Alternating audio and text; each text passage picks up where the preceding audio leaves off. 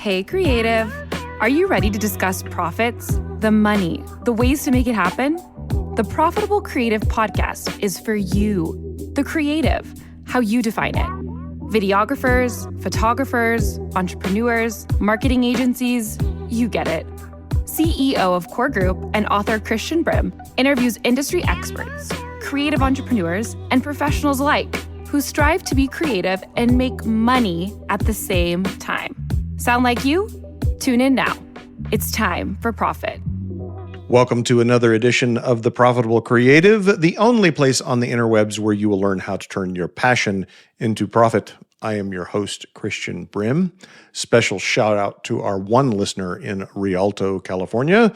Thanks for listening. Joining me today is Terry Whalen. Welcome to the show, Terry.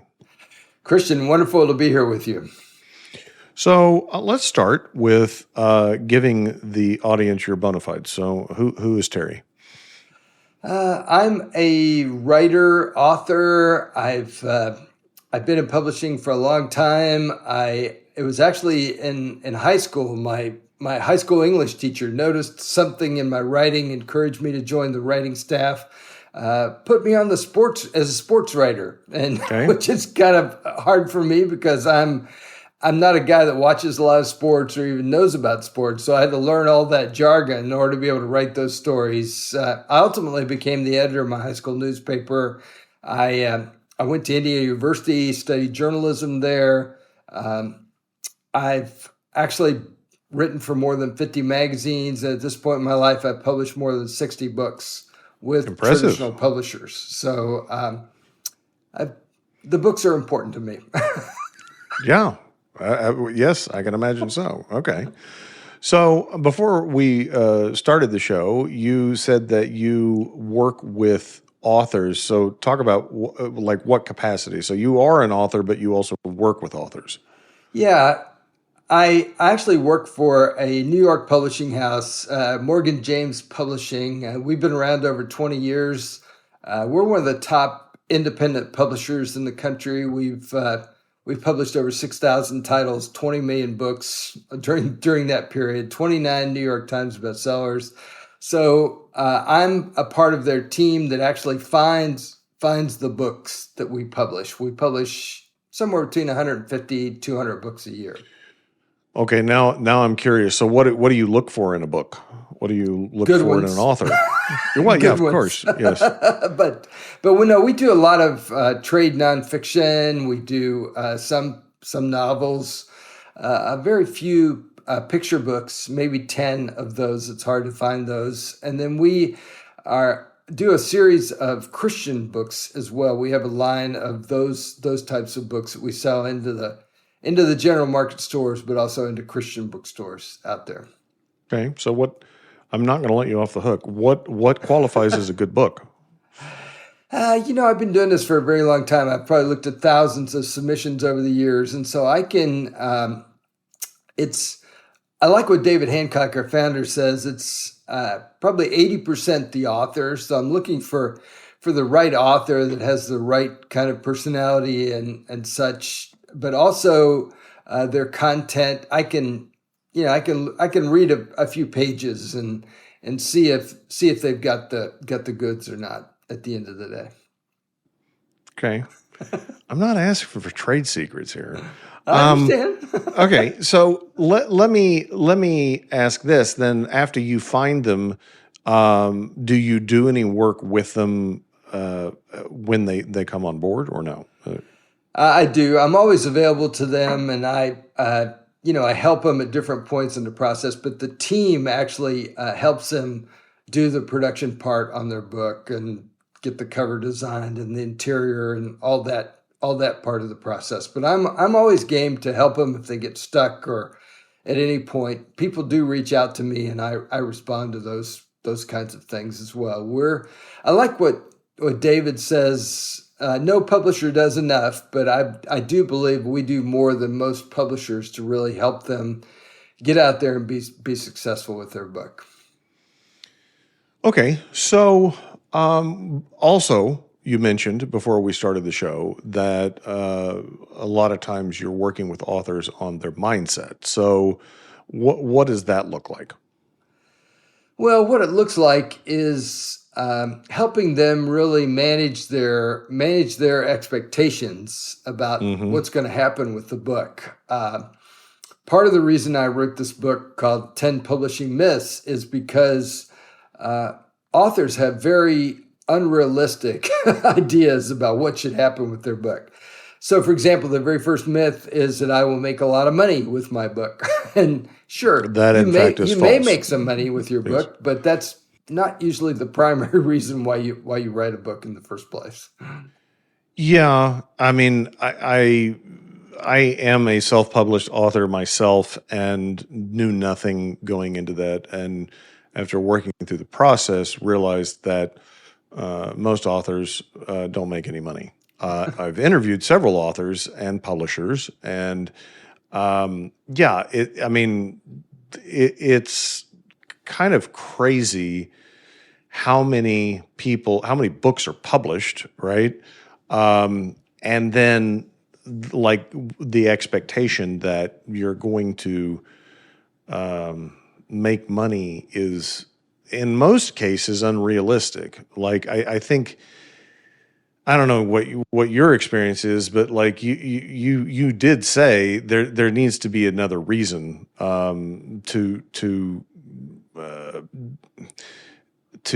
write the book rather than it just be your living. One author I interviewed he's not self-published, J.V. Hillard. He was talking about like he wanted to write a book, and then the publisher was like, well, in this genre, you've got to write 3 books. Like you can't just write one; it's not going to work. Yeah. So then all of a sudden, he's got to do more work than he had expected.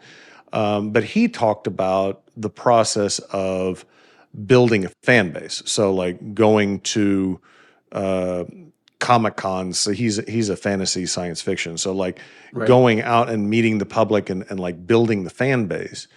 I also interviewed an actor, fairly successful actor, that talked about like he had gone from movies to TV, and like the thing that he talked about was like, I have a brand as an actor, and so I have to work that brand with my fans.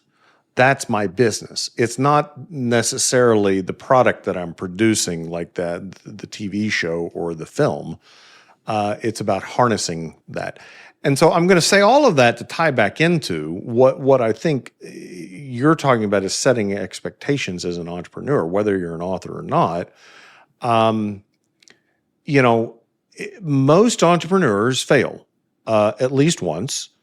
And I don't know if that translates to authors, but like,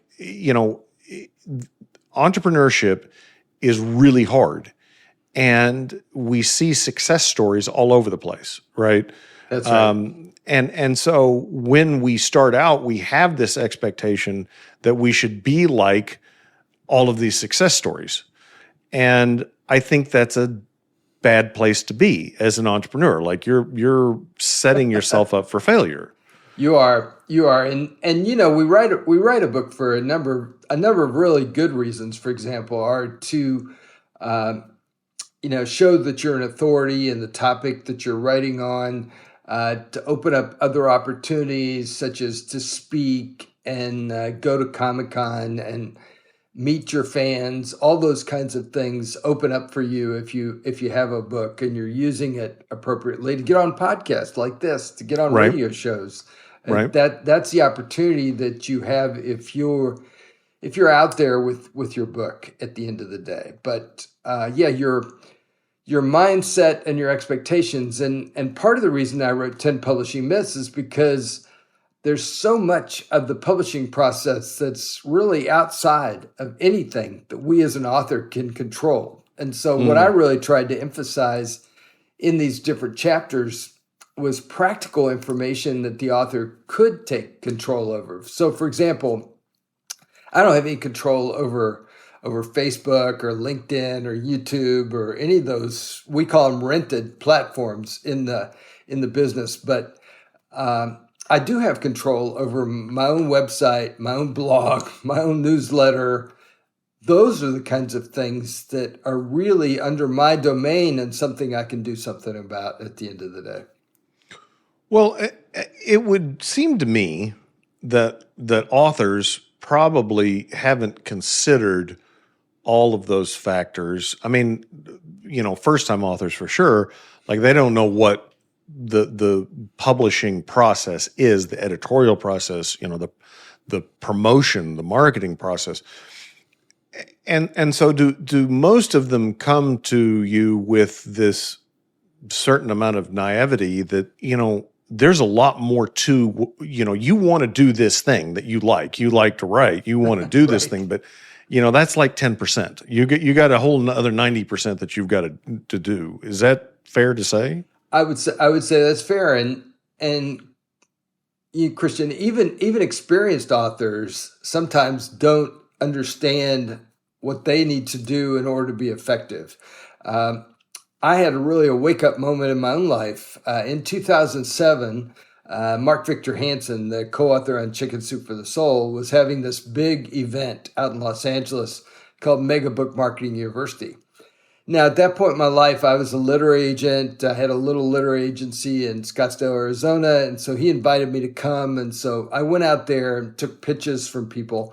At that point in my life, I'd written about 50 books for traditional publishers. So publishers were making books.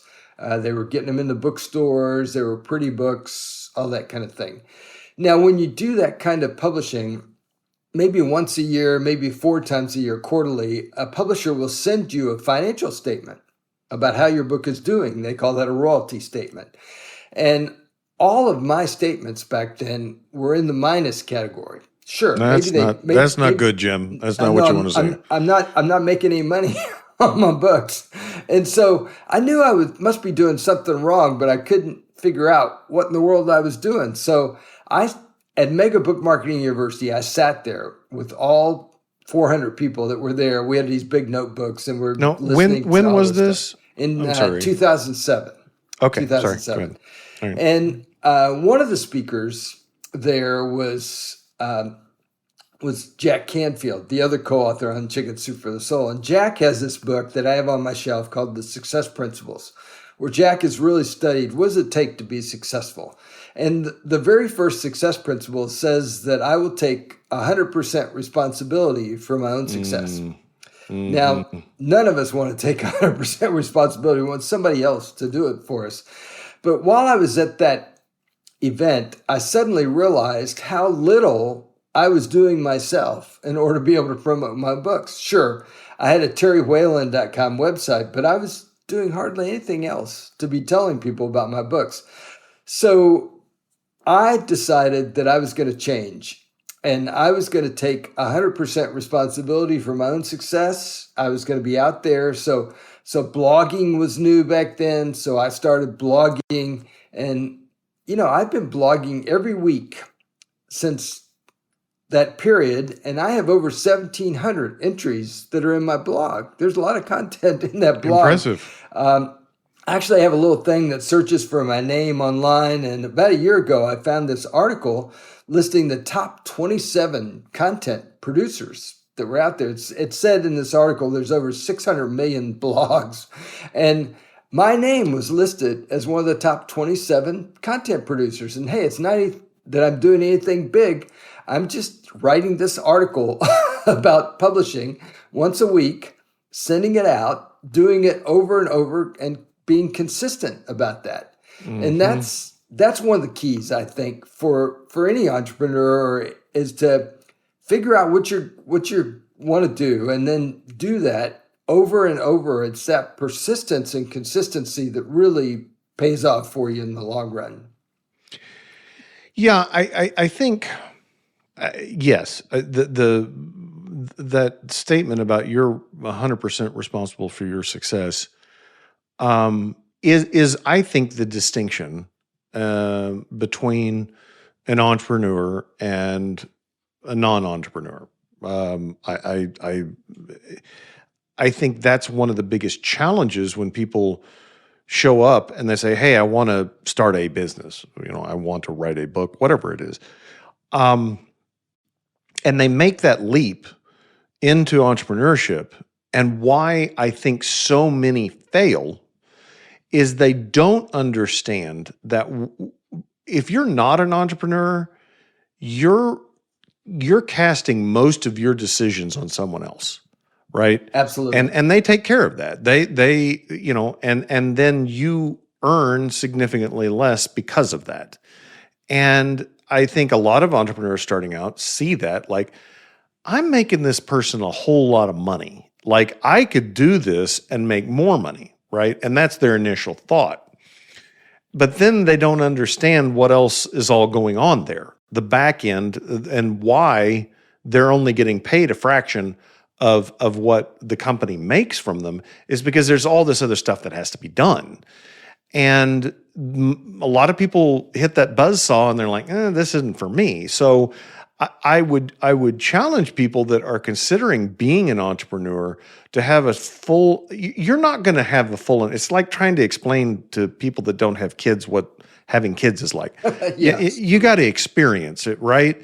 But at least have an idea of the breadth and scope of what you don't know and what you are now 100% responsible for, because there's no one else that is going to do it for you. That's right. And what people don't realize, it's like a forgotten fact almost out there, Christian, is that even these Chicken Soup for the Soul authors that have sold millions and millions of their books, they were rejected over 160 times before they actually found a publisher. That's a ton of rejection.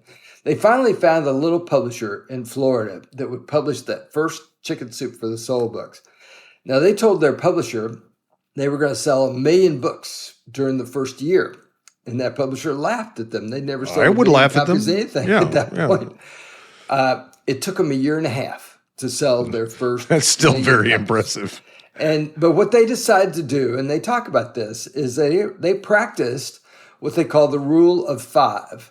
They got up every day and they did 5 things to be telling people about their book. They did a radio show or a podcast or a book signing or a newspaper article. I mean, there are dozens of things that you can do.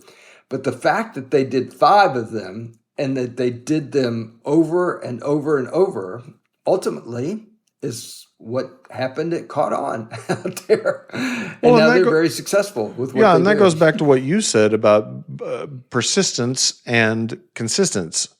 I think persistence, a lot of entrepreneurs don't have any problem with. Like if they get over the hurdle and they say, oh, I am responsible for all these things and get going, the persistence, a lot of people that are entrepreneurs are persistent.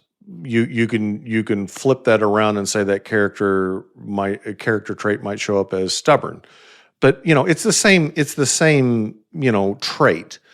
But the persistence, the consistency is a different animal because it's almost contradictory to the persistence. It's not.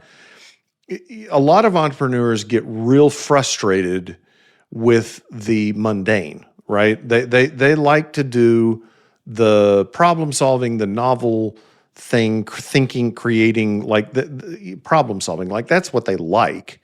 But then when you've got to manage people or, manage marketing or manage finances, like all those things that go along with business, it's like, I don't want to do that part. And so you have to balance those two to be successful in the long term. I agree. Like the consistency thing is huge. And a lot of entrepreneurs like myself are impatient. It's like, I see the vision. I want it now.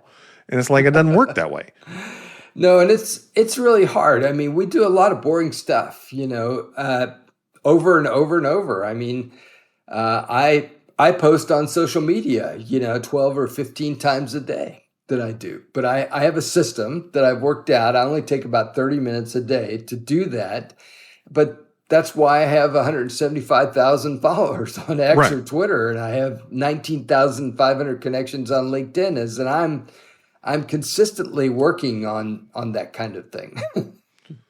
So going back to I'm going to choose to be responsible for my success.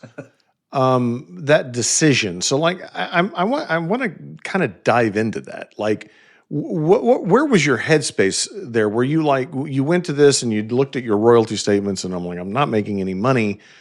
Like, where was your head at? Like, were you frustrated? Were you like disappointed in yourself? Like what was your mindset Yeah, at that point? I was frustrated and confused. Actually, I didn't know what I was supposed to do. And you're right when you were talking about how entrepreneurs face a lot of failure. We fail a lot with what we do. So you have to just part of it is just keep trying different things to find the right path for you on this journey. There's no 1, 2, 3 kind of formula to be able to do it. In other words, if there were, every book would be a bestseller. And instead, there's over 11,000 new books that are published every day, counting the self-published stuff. So there's a huge volume of stuff that comes out of there. And the people that really make it at the end of the day are trying different things and finding that path that really works for them at the end of the day.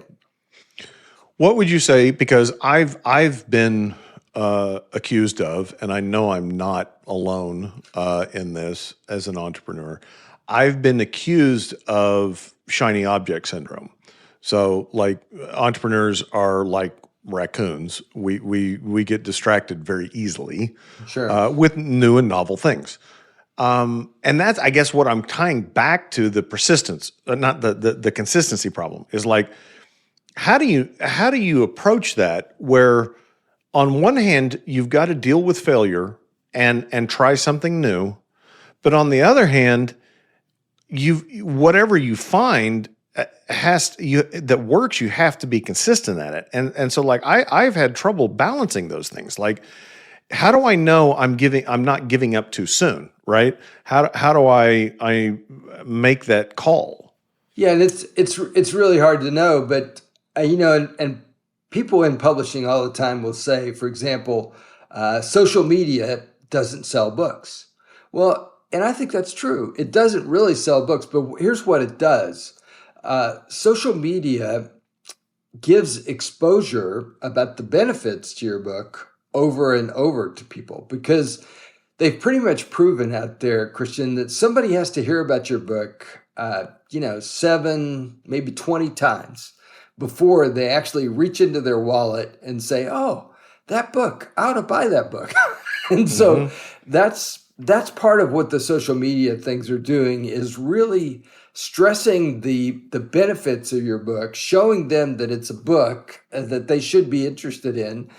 And finally, they'll come around and say, oh yeah, I should buy that book. Maybe I should read that book. Maybe I should do some of the stuff that book tells me to do. Yeah, and I think about. I don't know if this is true in fiction, but in nonfiction, I would think this is true, especially like business books. I track I have free resources listed in the book on a URL that people can download free resources to use, but they have to give their email. And after a year of tracking this data, 5% of the purchases download the free resources. And, I even actually put this in the book in the final chapter. Is that I know most people are not going to read the whole book, right?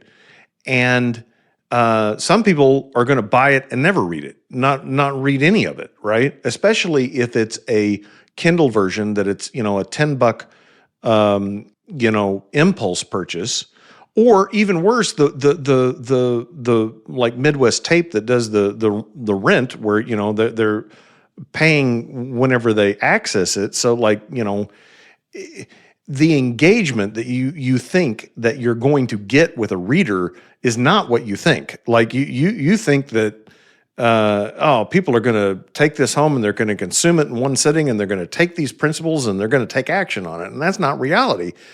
But the reality is that even if they don't buy the book, I have influenced them by the book being there when they know it, right? You have. Exactly. And so it's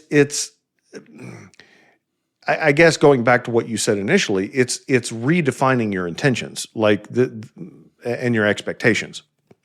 It is. And for example, at Morgan James, we've learned that if somebody gets the ebook version of your book and starts to read that ebook version, even if they get that for free, there is a high probability they're going to turn and buy the print copy of the book. So Interesting. I did this book years ago called Book Proposals That Sell, 21 Secrets to Speed Your Success. I've done 2 book proposals that got 6-figure advances, Chris. So I do know a little bit about what a book proposal is, and I've read thousands of them through the years. So now we have the revised edition.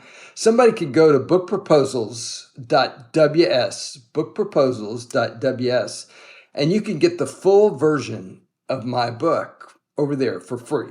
All you do is you put your first name and your email address in there, and then you can get it for whatever version you want. Because we've proven that if they start to read that, there's a high probability they're going to turn and buy the print copy. So those free ebooks, we lose nothing by giving away those free ebooks. We actually drive print book sales by giving away a free ebook. And so it's another unusual kind of marketing thing that Morgan James is doing to encourage our authors to do this type of work and to get out there with your book so that people know about it at the end of the day. That's a fascinating, yeah. Well, yeah, and I get it because like the Kindle version, like Amazon really screwed up the publishing world. And I actually interviewed a gentleman that is working on an alternative platform to self-publish that I think his model is fascinating, but I don't know if it'll work, but he was talking about how Amazon really facilitates the self-publishing because it doesn't matter to them how many books are sold of a particular book, because it's just free advertising for them. If someone comes and buys a book, they're going to get the suggestions from Amazon, and they're more likely to buy something else that has nothing to do with the book. And that's part of their marketing strategy. It is true. And actually at Morgan James, Chris, we actually encourage our authors not to use the word Amazon because you can imagine bookstores, right or wrong, believe that Amazon's destroyed their business over the years. So a bookstore owner will not care that you have 150 Amazon reviews, but They will care if you have 150 5-star reviews. So They don't care that you had an Amazon bestseller. They will care if you had that you had a bestseller. So we just try to teach them not to use that word Amazon as they're talking to people about their book. Yeah, but for people like myself that had a derivative book off of Profit First that was already a bestseller, I think Mike uses Penguin as his publisher.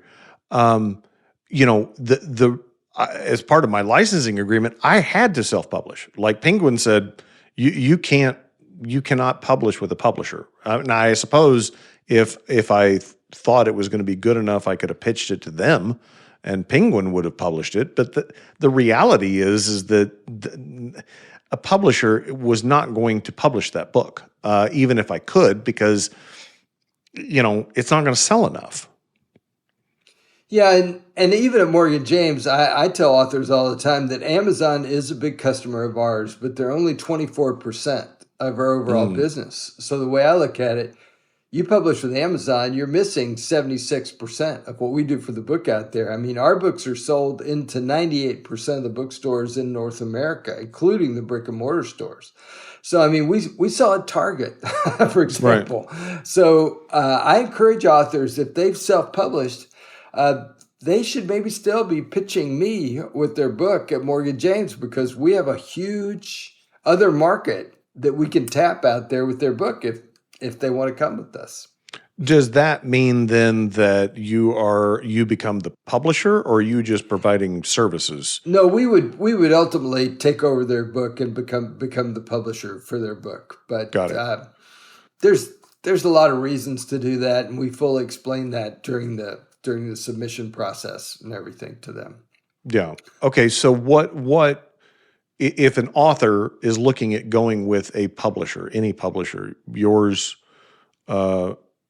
anyone, what is the publisher's expectation of how many books will be sold? Like there's some minimum that, like, if I don't think it can sell 10,000 copies, I'm not going to bother with it. Well, and it'd be different for different publishers. Some publishers do have a high number, 10,000, 100,000 books that they expect to sell of every title. For us at Morgan James, our expectation is to try to sell 3,000 to 4,000 copies during the first few years of your book. Okay. Sometimes that happens, sometimes not. Just depends. We really work hard to try to choose the right authors. At the end of the day, that's part of what. Well, yeah, and I think that would fall in the realm of capturing a lot of people that are self-publishing. Like that. I don't know. We've sold in a year. I think we sold 2,000 copies, which I don't think is bad. I think that's good. I mean, a typical self-published book, if it can sell 100, 200 copies during the lifetime of the book. Yeah. So the fact that you've sold a couple thousand is terrific. I remember I even though I was self-publishing, I did work with a publishing company to provide the cover design and the editing services, format and all that.